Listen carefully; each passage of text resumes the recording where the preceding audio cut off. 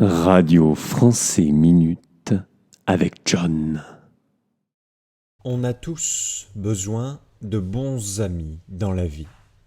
C'est important pour être véritablement heureux. On n'a pas nécessairement besoin de beaucoup d'amis, mais il est important d'avoir au moins quelques bons amis. Mais ce n'est pas suffisant. Il faut aussi les voir régulièrement pour partager des moments ensemble.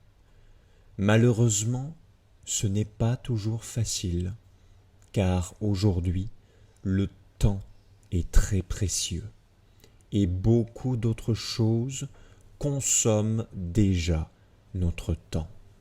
Le travail, la vie de famille et bien sûr Internet avec ses séries, ses films, ses petites vidéos, ses posts à lire, ses jeux, etc.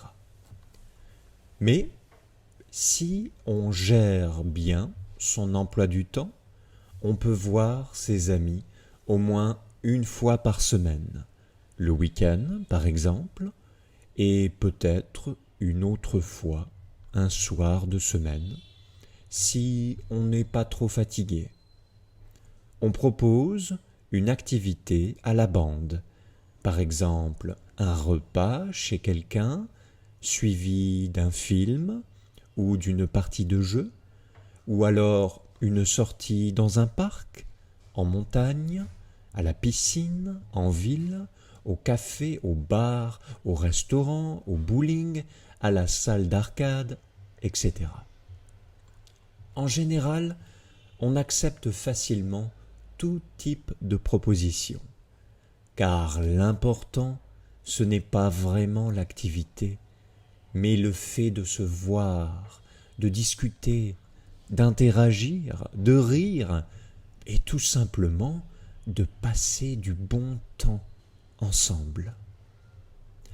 Lorsque l'activité est choisie et acceptée par tous, on se met d'accord sur les autres détails. On partage nos disponibilités, on choisit une date et une heure, mais certains ont déjà quelque chose de prévu. Alors on s'arrange, car on a très envie de se revoir, et on choisit finalement un autre horaire. Certains ont besoin de plus de temps. Ils hésitent, ils vont réfléchir, puis ils vont peut-être confirmer un peu plus tard.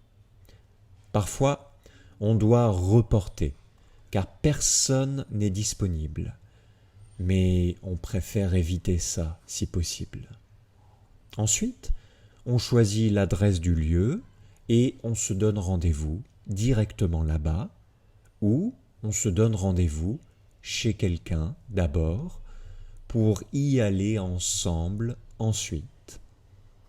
On dit qu'on se tient au courant, qu'on s'envoie des messages s'il y a un changement de plan. Quand tout est décidé, on est un peu excité, car on va bientôt se revoir. On a une direction après nos prochaines journées de travail. Et cela nous motive. Finalement, le jour venu, on se retrouve enfin. Et ça fait toujours plaisir de se revoir en vrai, et non pas en message écrit. On se demande comment ça va, puis on s'installe et on commence déjà à discuter. Bien sûr, le temps passe vite, plus vite qu'au travail. On enchaîne les activités, un verre ensemble, un dîner, une partie de cartes, une promenade imprévue, un retour chez un des amis pour finir la soirée. On n'a pas regardé sa montre de toute la soirée et on réalise qu'il est déjà très tard.